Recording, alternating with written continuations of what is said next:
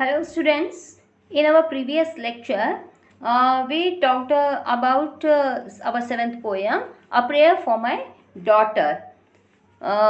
It is written by W.B. Yeats, William Butler Yeats. Okay, in that we discussed that the poet was very upset, was very disappointed at that time because he had seen the war, and at that time his daughter was born, and after the birth of his daughter he wrote this poem. He was very worried about his daughter's future.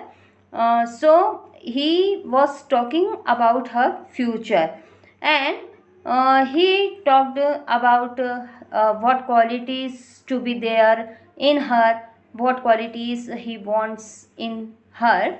And now we start today from our fifth stanza. See there, in courtesy I would have her chiefly learnt. Yes, this is for fifth stanza. The poet wishes to see his daughter trained in good manners. In his opinion, hearts are not gained as a gift, but they are earned with love and affection by those persons who are not attractively beautiful. Here, the poet wants to say that he had married to such a lady who was not very beautiful, but she was morally good. He says that still there are many persons who are captivated by beauty. These beauties make them victim.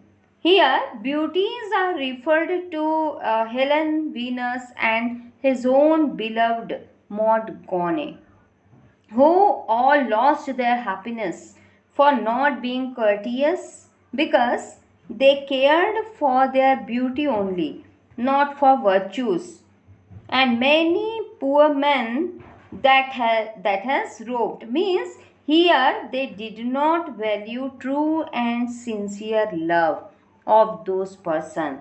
So the poet ultimately chose a woman of courtesy and innocence, means his wife, whose name was Georgie Hydelis.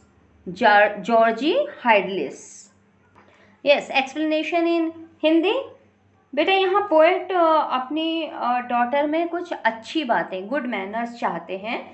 उनके हिसाब से अच्छे दिल gift के रूप में भगवान से नहीं पाए जाते, अच्छे दिल जीते जाते हैं। ठीक है, ऐसे भी लोगों के अच्छे दिल जीते जा सकते हैं, ऐसे भी लोगों के द्वारा अच्छे दिल जीते जा सकते हैं जो आकर्षक रूप से सुंदर नहीं होते, वो भी लोग अच्छे होते हैं। हम लोग क्या होता है कि बाहरी सुंदरता को ही ज़्यादा इम्पोर्टेंस देते हैं, लेकिन ऐसा नहीं होता है। कुछ इंटरनल क्वालिटीज़ भी होती हैं जो व्यक्ति को सुंदर बनाती है, और वो इंटरनल क्वालिटीज़ बाद में पता चलती है। तो यहाँ पर वैसे ही वो अपनी वाइफ के लिए बोल रहे हैं ये सब चीज़ें। यहाँ बोलते हैं कि जो सुंदर लोग होते हैं उनका शिकार, उनकी सुंदरता का शिकार कई बेचारे लोग हो जाते हैं, सीधे साधे भोले भाले जो सिंसियर ट्रू होते हैं। यहाँ ये अपना भी उदाहरण दे रहे हैं, क्योंकि ये भी ट्रू थे, सिंसियर थे, लेकिन इनके लव को रिजेक्ट कर दिया गया था मॉड गॉने के द्वारा, और उस समय वो डिसअपॉइंटेड भी थे। फिर उन्होंने क्या किया, एक ऐसी लड़की से शादी की जो बाहरी तौर पे बहुत सुंदर तो नहीं थी, लेकिन वो अंदरूनी तौर पे बहुत अच्छी थी, मॉरली गुड थी, उनमें संस्कार थे, ठीक है, नैतिक मूल्य थे। ऐसी लड़की को इन्होंने अपने लाइफ पार्टनर बनाया, क्योंकि फाइनली उन्होंने देखा ना कि सुंदरता, वो इतनी सुंदर लेडी को चाहते थे और वो रिजेक्ट कर दिया उन्होंने। तो तब इनको समझ में आया कि बाहरी सुंदरता कोई मायने नहीं रखती। उन्होंने फिर इम्पोर्टेंस दिया अंदरूनी सुंदरता को, और उनकी जो वाइफ रही उनका नाम था जॉर्जी हाइडलिस, जिससे उन्होंने शादी की थी।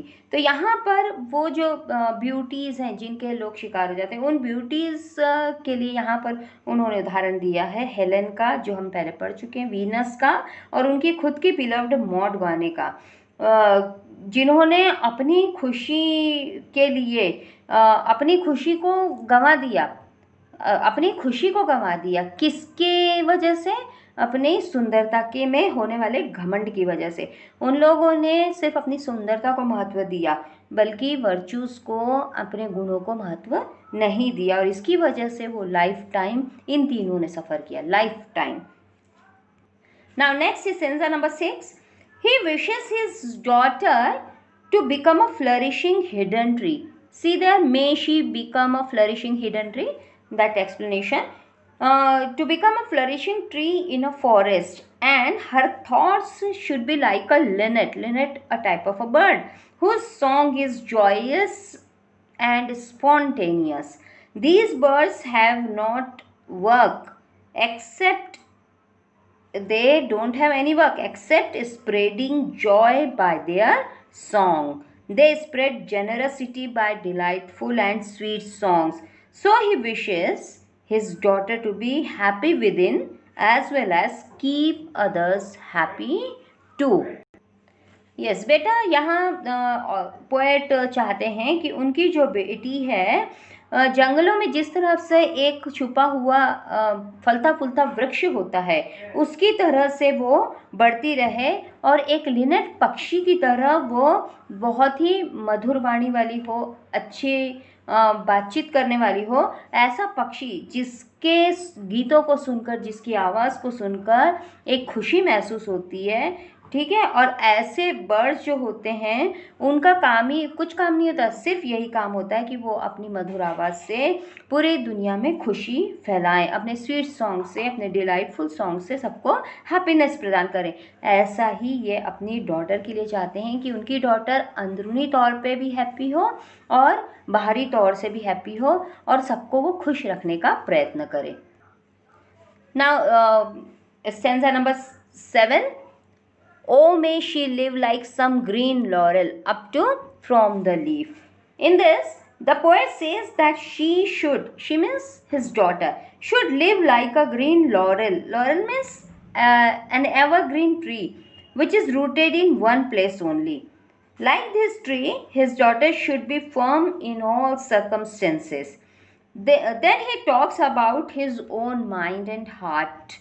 He finds hatred which has come in his heart because of the experience of life and the sort of beauty he loved, means Maud Gonye. He prays for his daughter to keep away from such evils, and if the soul is free from any kind of hatred, nothing ruin one's happiness and innocence. In Hindi, यहाँ poet कहते हैं कि उनकी जो बेटी है वो हरे सदाबहार वृक्ष की तरह हो, एवरग्रीन की ट्री की तरह हो, जिसकी की जड़ें एक जगह फर्म तरीके से, दृढ़ता से टिकी हुई होती हैं, वैसी टिकी हुई हो। उनकी बेटी भी इसी तरह से रहे, फर्म रहे, किसी भी सर्कमस्टेंसेस में सदाबहार वृक्ष की तरह एकदम अडिग रहे। इसके बाद वो अपने दिल की बात करते हैं, माइंड की बात करते हैं, जहाँ उनको समझ में आता है कि वो जो उनके बुरे एक्सपीरियंसेस रहे, उसकी वजह से वहाँ थोड़ा हैट्रेड मतलब थोड़े हेट ने जगह बना ली है, ठीक है। वो जो एक्सपीरियंस उनका हुआ है, मॉड गोने के द्वारा धोखा दिया जाना, ये जो वॉर उस समय हुआ उसकी वजह से भी, तो ये सब उनके मन में जो नेगेटिविटी आई है, तो यहाँ उसकी वजह से वो बोलते हैं ये हैट्रेड आया है। तो वो आया किसकी वजह से था? मॉड गोने की वजह से। तो यहाँ वो नहीं चाहते कि उनकी बेटी कोई इस तरह का कार्य करे। अपनी बेटी के लिए वो यही प्रे करते हैं कि इन सब बुराइयों से वह अपने आप को दूर रखे, और ये जब बुराइयों से दूर रहेगी तो ऑब्वियसली उसका जो दिल है वो इस तरह की नफ़रत से भी दूर रहेगा, और उसमें किसी तरह का ऐसा कोई जब विचार नहीं होगा तो उसकी हैप्पीनेस को, उसकी इनोसेंस को, उसकी मासूमियत को कोई भी चीज़ नष्ट बर्बाद नहीं कर पाएगी। वो हमेशा मासूम रहेगी, वो किसी का दिल नहीं दुखाएगी, किसी को दुखी नहीं करेगी। तो वो पोएट अपनी बेटी के लिए यही प्रे करते हैं। See 8th stanza, as intellectual hatred. The poet feels that intellectual hatred is the worst kind of hatred. He considers it as a great flaw. Flaw means fault in someone's character. So he wants his daughter to avoid any such kind of hatred or strong bitter feelings for anyone. He doesn't want the weakness of Maud Gonye in his daughter. Maud Gonye's good upbringing and charming beauty proved useless when she chose a worthless person for a husband named McBride. Maud Gonye's husband's name was McBride. She rejected him. Who? Yeats. She rejected Yeats and she got married with McBride. Yes, in Hindi यहाँ poet ऐसा महसूस करते हैं कि intellectual hatred जो है वो नफ़रत का सबसे बुरा रूप है। इंटेलेक्चुअल हैट्रेड मतलब आपके दिमाग में जब नफ़रत भर जाती है किसी चीज़ के लिए, किसी व्यक्ति के लिए, किसी बात के लिए, तो वह नफ़रत का सबसे बुरा रूप होता है। यहाँ पर वो उस चीज़ को सबसे इंसान के कैरेक्टर का सबसे बुरा फॉल्ट मानते हैं, सबसे बुरा दोष मानते हैं। तो इसीलिए वो अपनी डॉटर से चाहते हैं कि जब वो बड़ी हो तो इस तरह का कोई भी हैट्रेड या इस तरह की कोई भी स्ट्रॉन्ग कड़वाहट भरी फीलिंग किसी के भी लिए अपने मन में न पाले।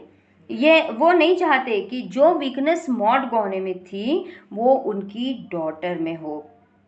मॉड गॉने बहुत संपन्न परिवार से थे, उनकी परवरिश भी अच्छी हुई थी, ठीक है, और वो बहुत सुंदर भी थी, लेकिन ये सब चीज़ें महत्वहीन हो गई, बेकार हो गई जब उन्होंने अपने घमंड के जब उन्होंने अपनी सुंदरता के घमंड में एक वर्थलेस हस्बैंड जिसका नाम था मैकब्राइड उसका चुनाव कर लिया और इनके सिंसियर लव को ठुकरा दिया।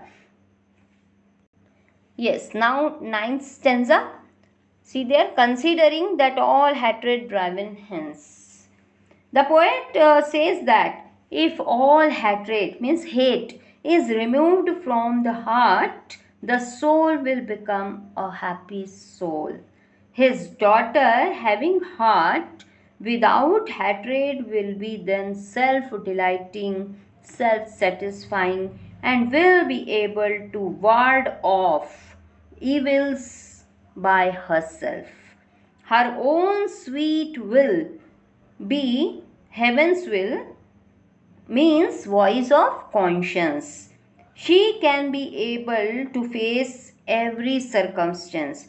She will not afraid if all the world may be hostile.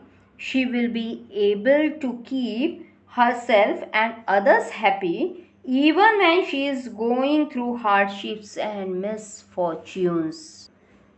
हाँ बेटा, यहाँ पोएट बोलते हैं कि यदि पूरी नफ़रत दिमाग से, दिल से हटा दी जाएगी, वो चाहते हैं कि यदि उनकी बेटी के मन से ये कुछ भी नफ़रत नहीं रहेगी, हटा देगी वह, तो वो खुद ही खुश रहेगी, खुद ही संतुष्ट रहेगी और जितनी भी बुराइयां उसको खुद ही हटाने में, वार्ड ऑफ करने में समर्थ हो जाएगी।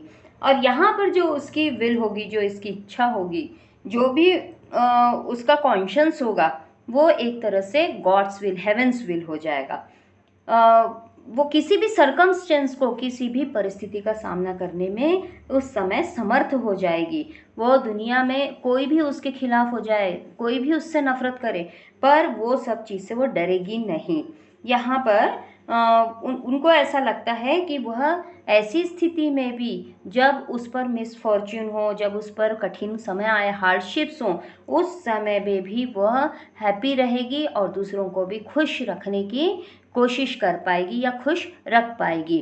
बेटा, जब हम खुद खुश रहेंगे तब हम किसी को खुश रख पाएंगे, जब हम स्ट्रांग रहेंगे तब हम किसी को सपोर्ट कर पाएंगे। तो यहाँ पर ऐसी क्वालिटीज़ वो पोएट अपनी बेटी में चाहता है कि वह किसी भी एडवर्स सर्कमस्टेंसेस में अपने आप को फर्म रख सके, होल्ड करके रख सके। और ये तभी हो सकता है जब हमारे अंदर नैतिक संस्कार, नैतिक मूल्य, हमारे अंदर के जो भी क्वालिटीज़ हैं वो स्ट्रॉन्ग हो, फर्म हो।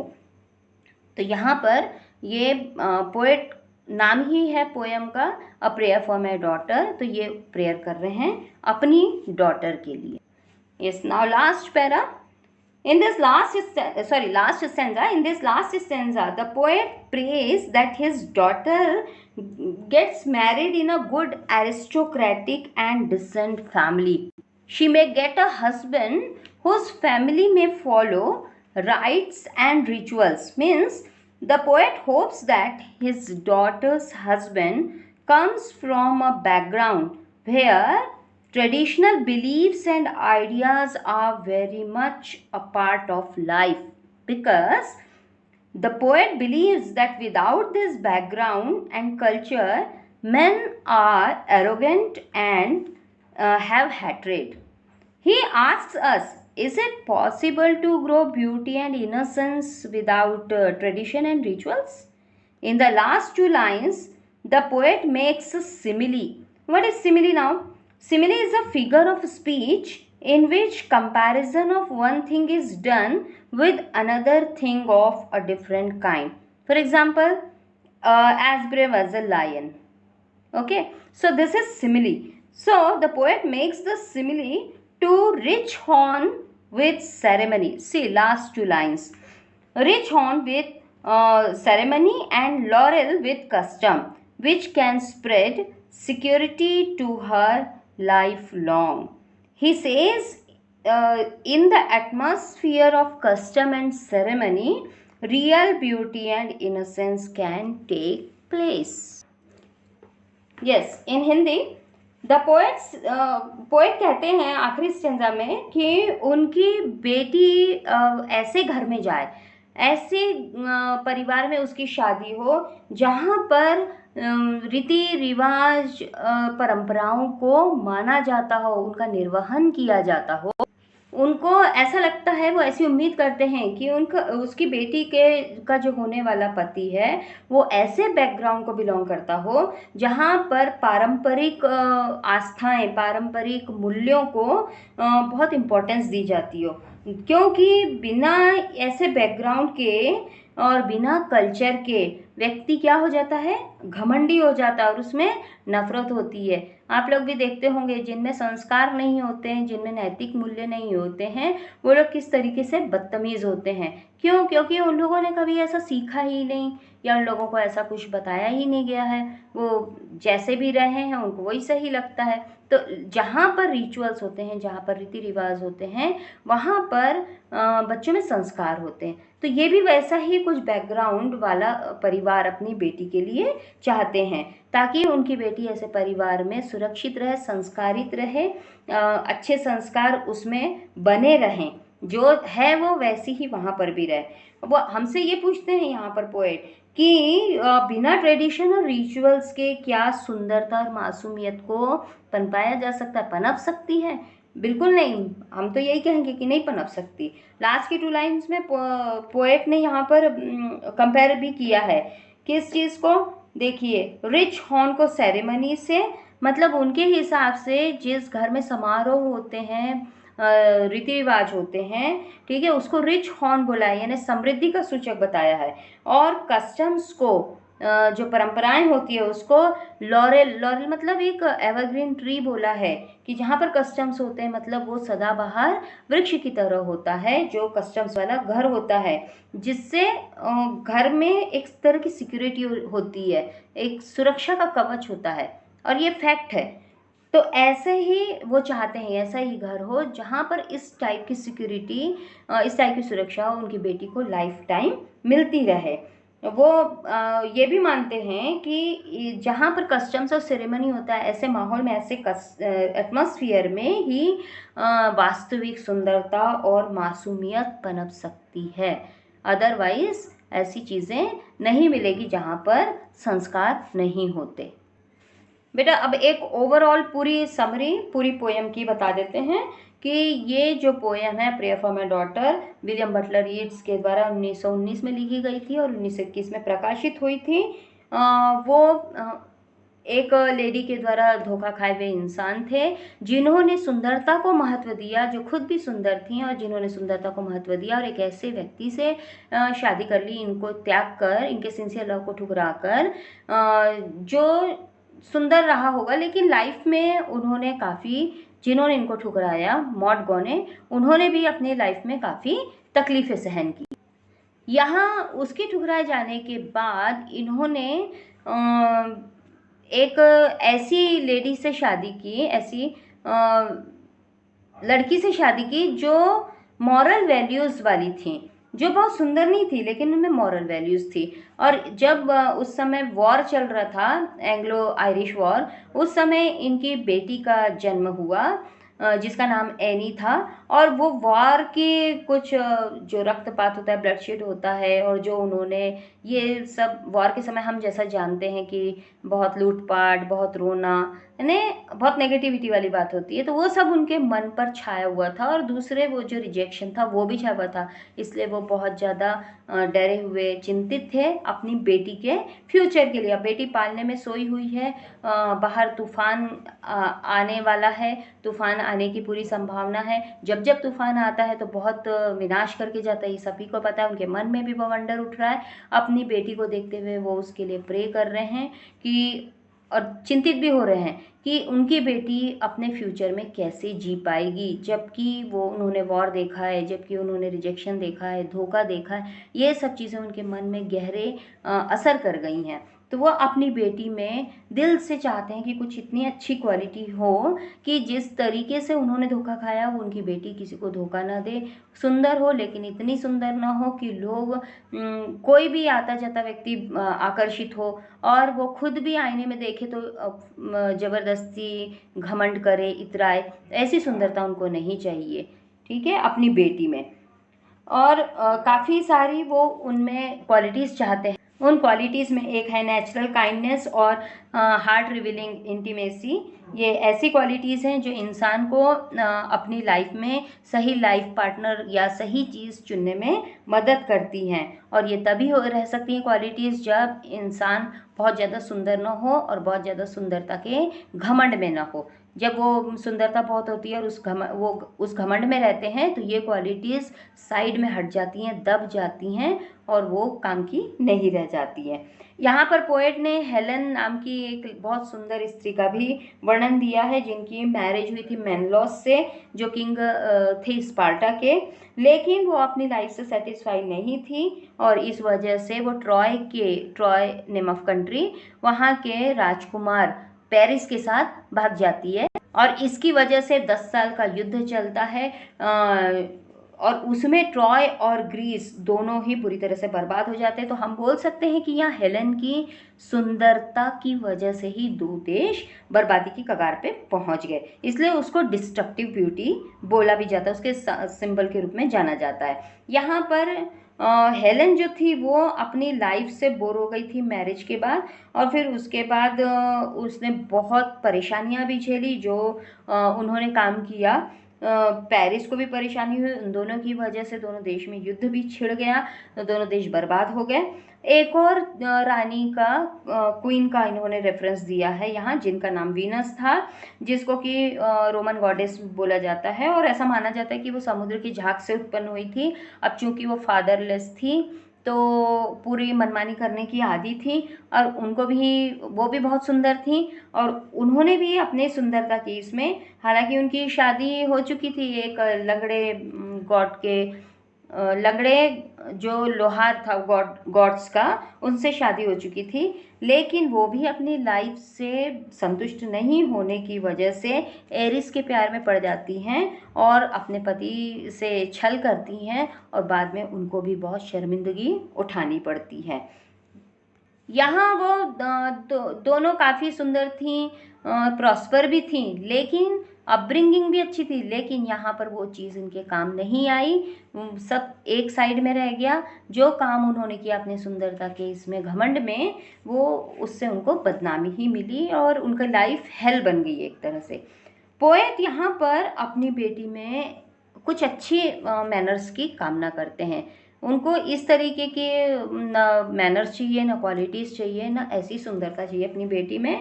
तो वो चाहते हैं कि उनकी बेटी एक सदाबहार वृक्ष की तरह हो, फले फूले पनपे, सभी को छाया दे, खुशी दे। एक लिनट पक्षी की तरह हो जो हमेशा चहचहाता रहता है, अपने मधुर वाणी से, मधुर गीतों से लोगों को मतलब खुश करता है, वैसा ही अच्छी क्वालिटी, वैसी ही अच्छी क्वालिटी अपनी बेटी में चाहते हैं। अब चूंकि इनके भी मन में द्वेष, नफरत वगैरह थी, तो ये भी थोड़ा सा परेशान से थे। तो ये किस वजह से था? जो इन्होंने अपने लाइफ में सफरिंग्स देखी उस वजह से, और सफरिंग्स थी मौत गौने की वजह से। तो यहाँ पर वो नहीं चाहते कि इनकी बेटी भी कभी किसी के साथ ऐसा करे। पोएट बोलते हैं कि यदि मन से, दिल से ये हेट्रेड निकाल दी जाए तो वो जो सोल है वो बहुत प्योर हो जाती है। मन में कभी भी नफरत नहीं होनी चाहिए। बिना नफरत के इंसान खुद भी खुश रहता है और दूसरों को भी खुश रखता है। दुनिया में कोई भी कितना भी उससे नफरत करे, उसको फ़र्क नहीं पड़ता, वो दृढ़ रहता है, फर्म रहता है। कितनी ही हार्डशिप्स आए, कितनी भी दुर्भाग्य आए, राह में कितनी भी परेशानियां हों, ऐसा व्यक्ति जिसके मन में हेट्रेड, इंटेलेक्चुअल हेट्रेड नहीं होती, ओपिनियनेटेड माइंड नहीं होता है, वो हमेशा खुद भी खुश रहता है और दूसरों को भी सपोर्ट करने के लिए स्ट्रांग रहता है। यहाँ पर पोएट अब लास्ट में अपनी बेटी के लिए ऐसा घर चाहते हैं, ऐसा वर चाहते हैं जो कस्टम्स में बिलीव करता हो। मतलब ऐसा घर जहाँ पर रिचुअल्स, राइट्स फॉलो किए जाते हों। ऐसा घर जहाँ जो नैतिक मूल्यों से, संस्कारों से भरा हुआ हो। क्यों क्यों ऐसा चाहते हैं? क्योंकि उनको ये बिलीव है, और शायद हम सबको भी बिलीव है, कि जो घर में, जिस घर में परंपराएं और रीति रिवाज पूरे किए जाते हैं, वो घर के बच्चे ज़्यादा संस्कारित होते हैं, ज़्यादा अच्छे होते हैं। क्यों? क्योंकि वो समझते हैं वैल्यूज़ को, वो समझते हैं दूसरों की तकलीफ़ों को, क्योंकि उनको शिक्षा ही वैसी मिली हुई होती है।